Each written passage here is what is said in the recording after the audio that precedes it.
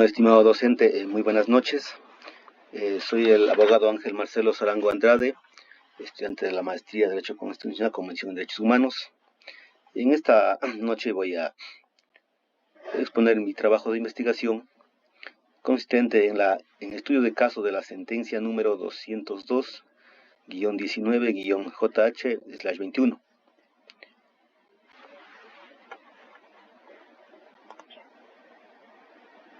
Bien, este análisis se centra en la aplicación del habeas corpus en el contexto de derechos humanos, especialmente en relación con la protección de niños institucionalizados. Examina la sentencia desde el enfoque del derecho constitucional y su implicación en la garantía de derechos fundamentales. Descripción del caso. El caso, como lo había mencionado, es un caso de habeas corpus.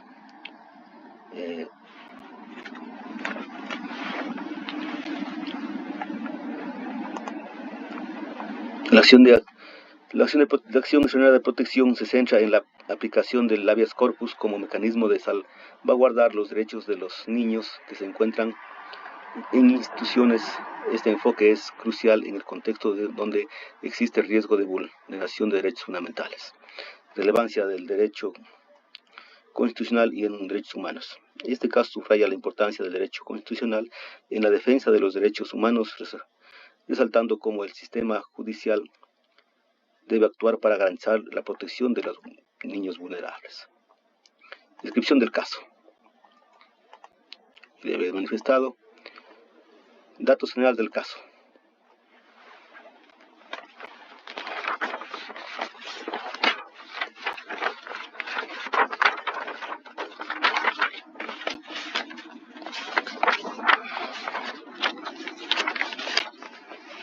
Bien, datos generales. Este caso es el caso número 202-19-JH/2021. Tipo de acción es una acción de protección. Expediente número 202-19-JH/21. Su lugar de origen es el Cantón Azogues, provincia del Cañar, República del Ecuador. El tema específico: la Corte Constitucional del Ecuador analiza la sentencia número 202-19-JH-2029 en la que conoció y resolvió una acción extraordinaria de protección presentada contra las sentencias de primera y segunda instancia que negaron una acción de habeas corpus. Se analizó la posible vulneración del derecho a la libertad, a la intimidad familiar y al cuidado institucional de los menores involucrados. Datos.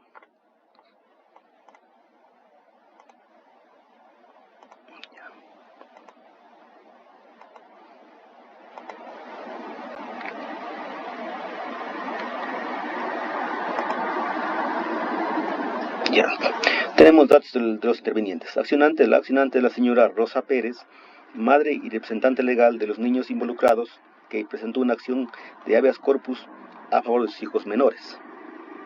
Los accionados son el juez de la Unidad Judicial de Familia, Mujer, Niñez y Adolescencia del Cantón Azogues y jueces de la Sala Multicompetente de la Corte Provincial de Justicia del Cañar. Bien, conceptos desarrollados en la sentencia. En la sentencia se desarrollan los conceptos como es interés superior del niño, el habeas corpus, privación ilegítima de libertad y control de constitucionalidad y convencionalidad.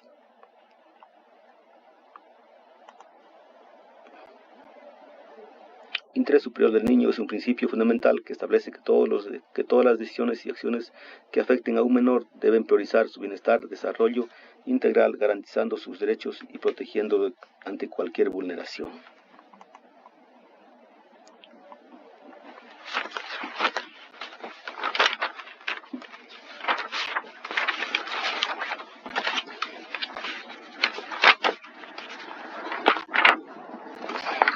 Bien. Los principios rectores de esta sentencia, como decía, son el análisis del interés superior del niño. Principios rectores: interés superior del niño, no discriminación, corresponsabilidad. El enfoque de protección integral de la niñez y adolescencia se sostiene sobre una base normativa y axiológica que reconoce a los niños, niñas y adolescentes como sujetos plenos de derechos. Dentro de este marco, tres principios rectores adquieren la centralidad en la que es la interpretación Aplicación, exigibilidad de los derechos de este grupo de atención prioritaria. El interés superior del niño, la no discriminación y la corresponsabilidad. El principio de interés superior del niño, consagrado en el artículo 3 de la Convención sobre Derechos Humanos, Derechos del Niño, y en el artículo 44 de la Constitución del Ecuador, constituye un criterio jurídico interpretativo fundamental que consiste en que toda norma que debe aplicarse a un niño o niña o adolescente debe ser primero leída y ejecutada de manera que le privilegie la solución que más favorezca, primando su bienestar y desarrollo integral, como señala García 2016. El profesor Pócar, citado por García sobre este tema, advierte que las soluciones no pueden ser neutras, bien al contrario, han de adaptarse al contexto y proporcionar protección al más débil. Esto es lo que caracteriza a este principio como esencial, exclusivo del niño, armonizador y jurídicamente determinado, lo que exige una aplicación concreta caso por caso. Este principio, sin embargo, no puede entenderse de una forma aislada, está estrechamente vinculado a otros principios, pero de forma muy cercana a la no discriminación reconocido en el artículo 2 de la Convención sobre Derechos de los Niños y en el artículo 11 de la Constitución ecuatoriana. En el caso de la sentencia número 202-19/JH/21, que es el objeto de análisis, emitida por la Corte Constitucional del Ecuador, ilustra cómo la inobservancia de estos principios puede derivar de graves vulneraciones de derechos. En dicho caso, como se ha revisado, se dispuso la institucionalización de varios niños de una familia mediante una medida de protección que concluyó el allanamiento de domicilio familiar, sin considerar alternativas menos lesivas de menor impacto para los menores y sin valorar adecuadamente el entorno interno. Es por ello que la Corte decidió que las instancias judiciales previas no aplicaron correctamente el principio de interés superior del niño. En el caso, al adoptar decisiones que afectaban directamente a los menores sin una evaluación individualizada, proporcional y con un enfoque de derechos adecuado, además se observa que se observa un sesgo institucional en contra de la madre, derivado de su condición económica y social, lo cual evidencia una forma de discriminación estructural, la ausencia de un abordaje integral y articulado por parte de las instituciones involucradas también reflejó una quiebra del principio de corresponsabilidad. Por lo tanto, la aplicación de estos principios no deben ser meramente recreativas, sino efectiva y vinculante, especialmente en casos como estos donde se debate la libertad, el cuidado y el entorno familiar de niños y niñas.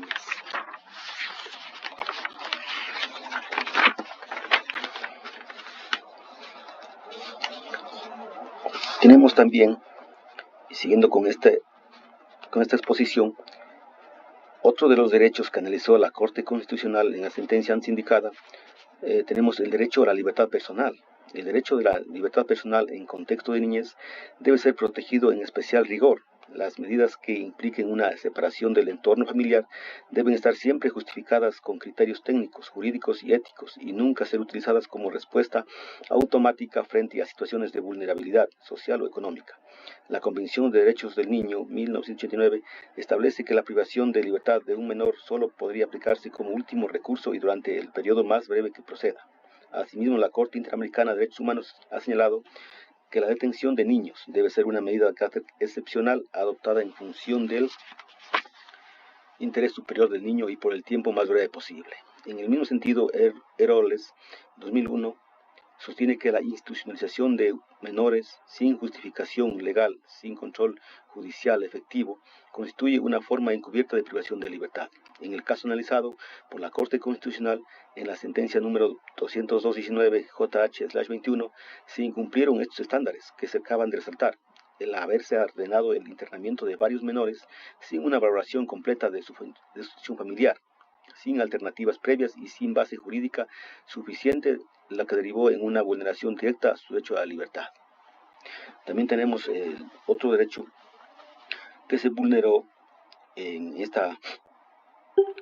cuando se negó el habeas corpus, el derecho a la intimidad familiar. Por su parte, el derecho a la intimidad familiar es un componente esencial de los derechos fundamentales, reconocidos en los marcos constitucionales y convencionales. Este derecho protege la esfera privada de la vida familiar frente a intromisiones arbitrarias, ya sean estas del Estado, de los medios de comunicación o de particulares. En el caso de la infancia, que es lo relevante en este análisis, este derecho se ve reforzado por la especial situación de vulnerabilidad de niños, niñas y adolescentes. El artículo 16 de la Convención sobre los Derechos del Niño establece que ningún niño será objeto de injerencias arbitrarias o ilegales en su vida privada, su familia, su domicilio o su correspondencia. En consonancia, el artículo 66, numeral 20 de la Constitución ecuatoriana garantiza el derecho a la intimidad personal y familiar. Esto implica que cualquier intervención del Estado que altere la estructura o dinámica establecida en una familia debe estar debidamente justificada, además de ser proporcional a los hechos y respetar el principio de interés superior del niño. Como explica González 2015, la evolución histórica del tratamiento jurídico de la infancia ha transitado desde un modelo que concebía al menor como objeto de tráfico jurídico, verdadero elemento primordial, propiedad privada a los padres, para desembocar en la concepción del menor como sujeto de derecho y verdadero titular de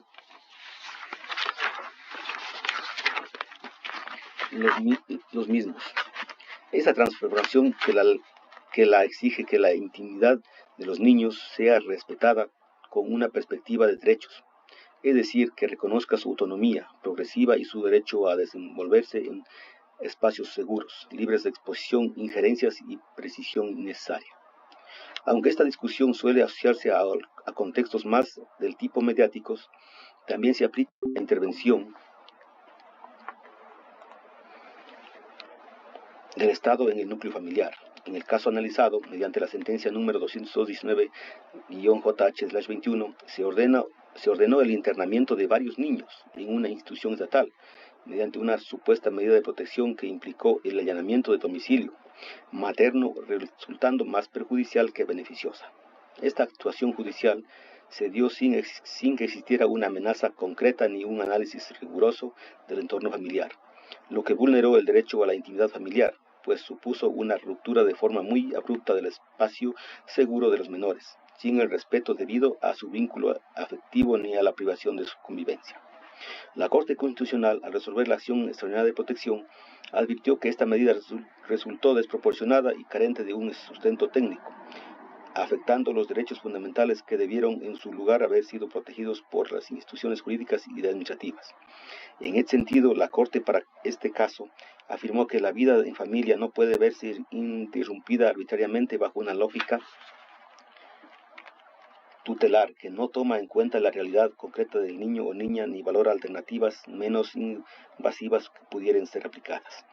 Garantizar el derecho a la intimidad familiar que se viene mencionando implica reconocer el valor del entorno efectivo y cotidiano que desarrolla la infancia y obliga al Estado a no interferir sin fundamentos legítimos, especialmente cuando la medida adoptada implica una separación forzosa del entorno materno. También tenemos otro derecho que se analiza, el derecho al cuidado institucional o adecuado. En el marco de la protección integral del derecho al cuidado institucional adecuado, adquiere una gran relevancia porque se consolida como una garantía que está dirigida especialmente a niños, niñas y adolescentes, y por diversas razones han sido separadas de sus familias de origen. Este derecho no solo exige que el Estado brinde un entorno seguro a los menores institucionalizados, sino que lo haga en condiciones óptimas y estrictamente solo cuando sean necesarias, pero que aseguren su bienestar físico, emocional, social, efectivo, evitando toda forma de violencia, negligencia o trato inadecuado. Este derecho se encuentra implícito en el artículo 20 de la Convención sobre los Derechos del Niño, que obliga a los Estados a brindar protección y asistencia especial a los menores que se encuentran privados o aislados en instituciones de entorno familiar. En el caso ecuatoriano, el artículo 44 de la Constitución reconoce a la niñez como prioridad absoluta y establece que recibirán atención de calidad especializada, como se encuentren en situación de vulnerabilidad. Estas disposiciones son las que obligan al Estado a garantizar que el acogimiento institucional no sea solo una medida formal, sino un espacio real de protección y desarrollo para los menores. Sin embargo, diversos estudios han demostrado que el acogimiento institucional innecesario puede producir ciertos efectos adversos cuando no se respetan condiciones mínimas de calidad. Ulloa Castro, en su investigación sobre niños en situación de abandono, advierte que la separación temprana de la madre y el apego inseguro o desorganizado pueden generar trastornos graves de identidad, retraimiento, depresión, automutilación o comportamientos agresivos. Estos efectos se acentúan cuando el cuidado institucional se realiza en masa, con cuidadores desbordados emocionalmente, con niños de casos no individualizados, lo que puede generar interacción con fricción, estrés y desconexión efectiva. Estas observaciones cobran especial sentido al analizar los hechos del caso resuelto en la sentencia número 202-19-JH-21. En él se dispuso la institucionalización de varios menores mediante una medida de protección que no fue sustentada en un informe técnico profundo ni en una valoración psicológica del entorno familiar. La madre no fue escuchada adecuadamente en este proceso y no se exploraron otras medidas menos instructivas que hubiesen evitado el desarraigo y los riesgos asociados al internamiento. El caso constitucional la Corte Constitucional, al resolver la acción extraordinaria de protección que origina la sentencia que se está abordando, cuestionó el uso indiscriminado de una medida, subrayando que la separación familiar debe ser excepcional y siempre proporcional, es decir, solo cuando sea estrictamente necesaria. Además, la Corte reconoció que la falta de análisis del impacto del acogimiento sobre los menores vulneró su derecho a recibir un cuidado institucional digno y adecuado, lo que podría haber tenido efectos graves en su desarrollo afectivo y psicológico en los menores. Garantizar el derecho al cuidado institucional adecuado no se limita únicamente a la infraestructura o a la existencia formal de instituciones para cumplir con este tipo de servicios. Implica asegurar calidad relacional y estabilidad emocional, protección efectiva y respeto a la dignidad de los menores, que por diversas razones no existe otra forma de su cuidado y protección que no sea permanecer en sus hogares. Este derecho, como parte del principio de protección integral, exige al Estado no solo la intervención cuando sea necesario, sino la vigilancia constante sobre las condiciones en que esta intervención se ejerce. Tenemos también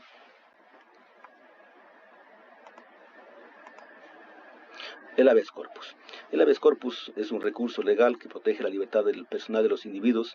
En este caso se utilizó para cuestionar la legalidad del internamiento de niños, argumentando que tal acción constituye una privación ilegítima de la libertad.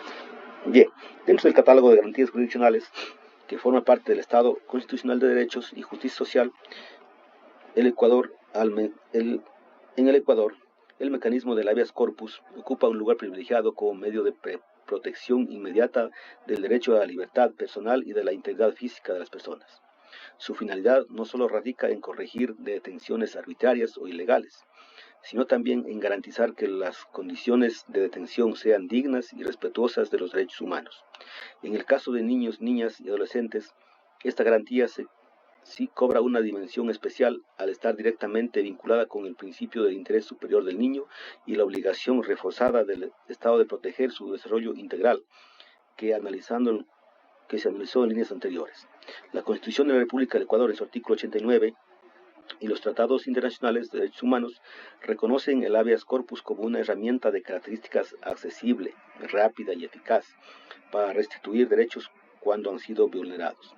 Su activación no se encuentra limitada en contextos penales, sino que puede extenderse a situaciones de institucionalización, internamiento administrativo o medidas de protección adoptadas sin base legal suficiente, como el caso objeto del presente análisis.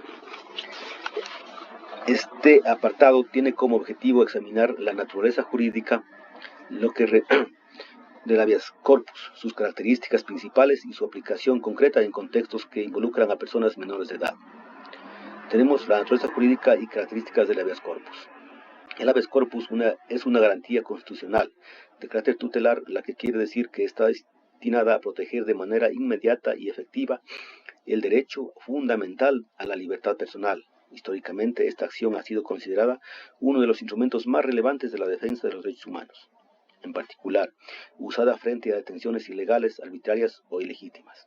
En Ecuador, el habeas corpus fue reconocido por primera vez en la Constitución de 1929, aunque tuvo viabilidad real a partir de 1933, cuando se designó a una autoridad encargada de su sustanciación. Desde entonces, ha evolucionado progresivamente hasta convertirse bajo el modelo garantista en la Constitución de 2008. Eso es una herramienta fundamental para evitar abusos tanto por parte de las autoridades estatales como de particulares. El artículo 89 de la Constitución hoy en día regula esta acción como un mecanismo para recuperar la libertad de quienes han sido detenidos de forma ilegal, ilegítima o arbitraria, y también para proteger la integridad física y psicológica de las personas privadas de libertad. De acuerdo con Velastegui y López Moya, 2003, plantean que el habeas corpus puede activarse en dos supuestos. Primero, cuando se vulnera la libertad ambulatoria por parte de una autoridad o un particular. Y segundo, cuando las condiciones de detención constituyen tratos crueles, inhumanos o degradantes, que al realizarlos atentan contra la dignidad humana. Esta garantía entonces se funda en los principios de legalidad, seguridad jurídica y pro hominem, el cual impone una obligación importante de interpretar y aplicar las normas de derechos humanos en la forma más favorable a la persona, priorizando siempre la protección efectiva de sus derechos por encima de formalismos o restricciones excesivas, por lo que debe ser entonces interpretada de la manera más favorable al ejercicio efectivo del derecho a la libertad. Materialmente, nos referimos a una detención ilegal cuando no existe una base normativa clara que justifique la realización de la misma, o cuando se encuentre fundada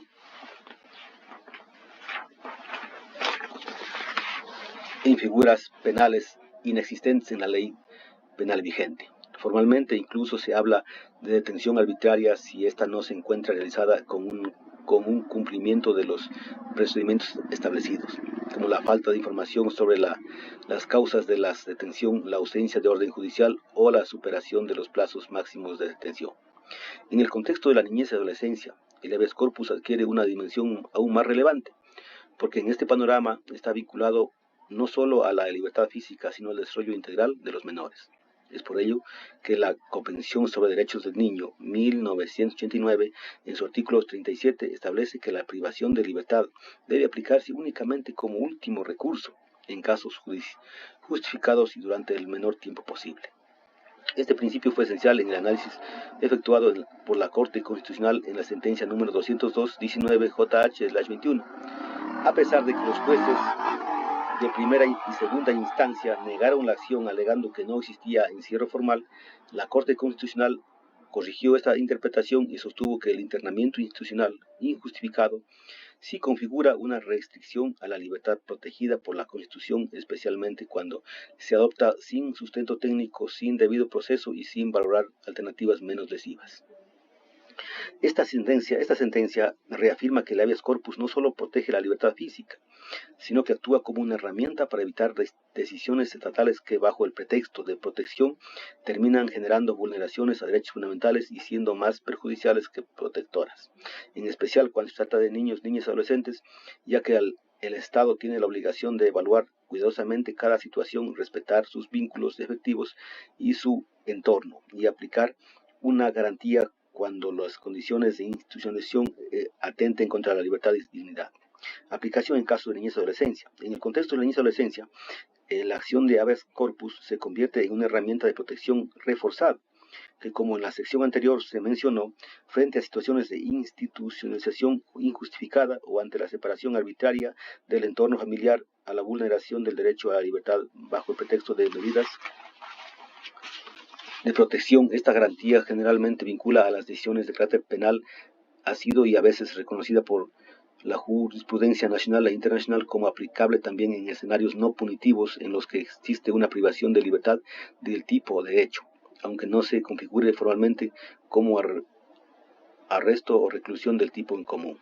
La Corte Interamericana de Derechos Humanos, en su opinión consultiva, afirmó: la privación de libertad de niños, niñas y adolescentes debe ser siempre una medida excepcional y por el tiempo más breve posible. Este criterio ya ha sido adoptado por la Corte Constitucional del Ecuador que en diversas sentencias ha interpretado el habeas corpus de forma más expansiva en base a que el principio pro hominem, privilegiando la protección efectiva de los derechos. Así, en la sentencia 0218-PJ0CC, la Corte sostuvo que la acción de habeas corpus debe interpretarse de forma amplia, considerando no solo la privación formal de libertad, sino también aquellas condiciones materiales que restringen el ejercicio del derecho a la libertad y la dignidad.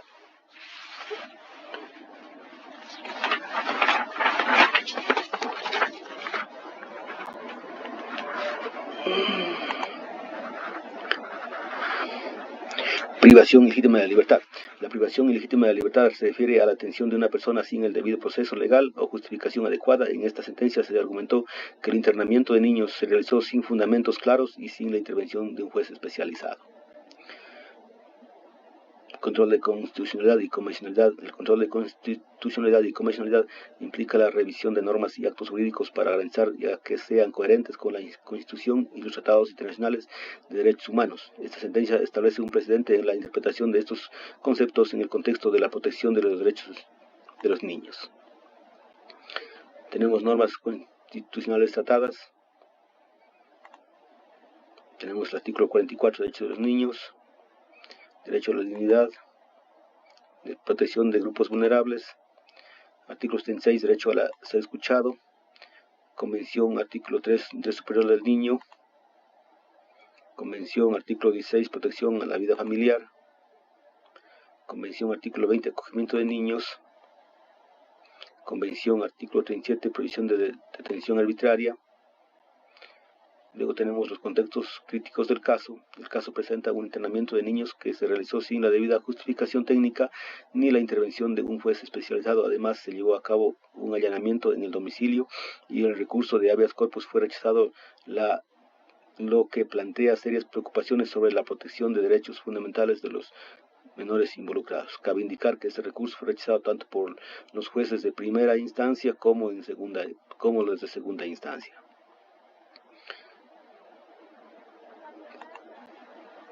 Admisión. La Corte Constitucional admite la acción extraordinaria de protección presentada por Rosa Pérez iniciando el análisis del caso. Evaluación de las vulneraciones. La Corte evalúa las vulneraciones de derechos denunciados enfocándose en la situación de los niños institucionalizados. Revocación de decisiones. Finalmente, la Corte revoca las decisiones anteriores que habían permitido el internamiento sin justificación adecuada. Tenemos luego la revisión de literatura. Crítica a la situación irregular, aborda las irregularidades. Belov, 2008, aborda las irregularidades de la protección de los derechos de los niños, destacando la necesidad de reformas estructurales en el sistema jurídico. Enfoque garantista. Ávila propone un enfoque garantista que prioriza la protección de los derechos humanos en el ámbito judicial, asegurando que el interés superior del niño sea el eje central de las decisiones. Un niño como sujeto de derechos sostiene que los niños deben ser considerados como sujetos plenos de derechos, lo que implica reconocer su capacidad para participar activamente en los procesos que les afecten. Efectos del internamiento. Ulloa examina los efectos psicológicos y sociales del internamiento en niños, evidenciando cómo este puede afectar su desarrollo y bienestar emocional. Acogimiento institucional en Ecuador. Analiza el acogimiento institucional del Ecuador, resaltando las necesidades de políticas más humanizadas que consideren el contexto familiar y social de los niños. Y por último tenemos la formulación de proposiciones. Internamiento sin garantías.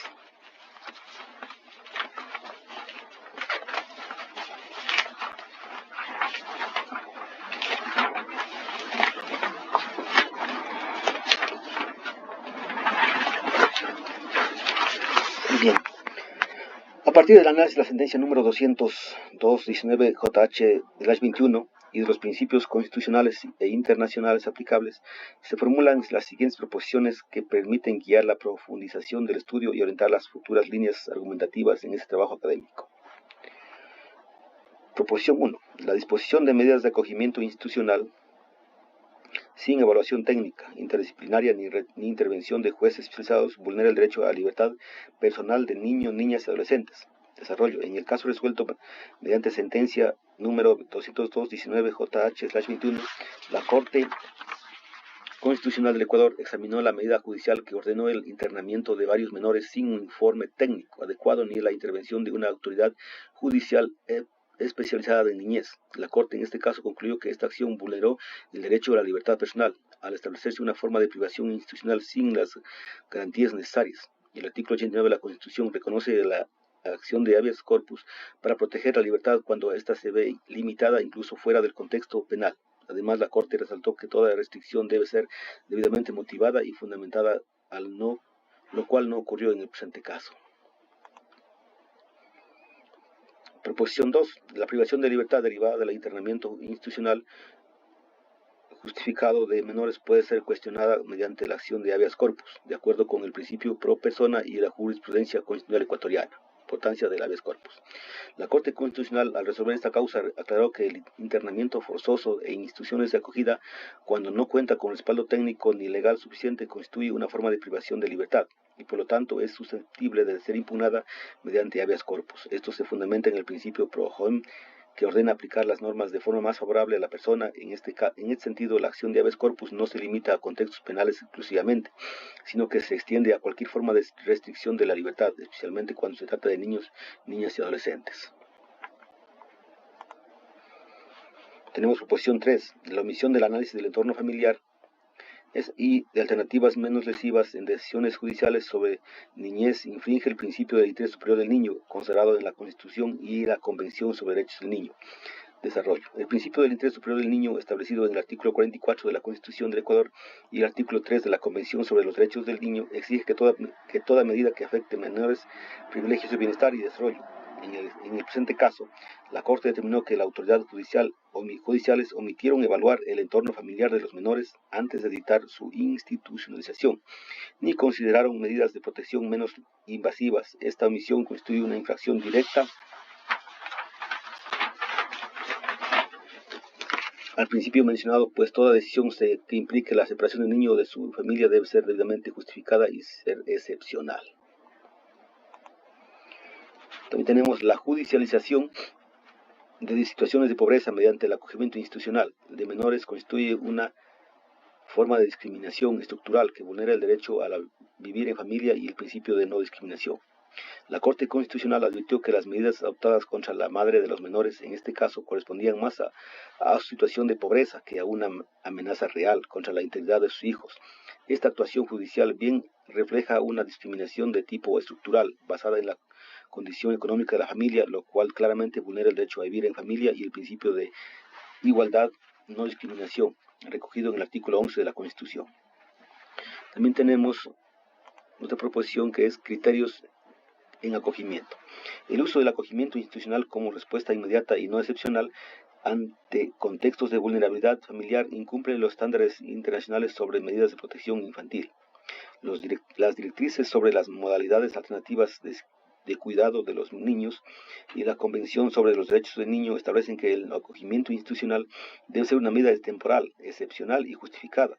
En el caso analizado, esta medida fue aplicada como una respuesta automática frente a un contexto de pobreza sin agotar otras alternativas como el fortalecimiento del entorno familiar. Esta práctica contradice los estándares internacionales que exigen la aplicación de medidas proporcionales respetuosas del entorno efectivo de menores. Bien, estimado docente, hasta ahí mi ponencia como un avance del trabajo que estoy haciendo. Tal vez tenga todavía reparos a mi trabajo. Espero que en el transcurso del tiempo podamos ir organizándonos con su tutoría y su acertada dirigencia, estimado docente, vayamos corrigiendo para llegar a la final a un feliz término con este estudio de caso, mi estimado docente. Muchas gracias.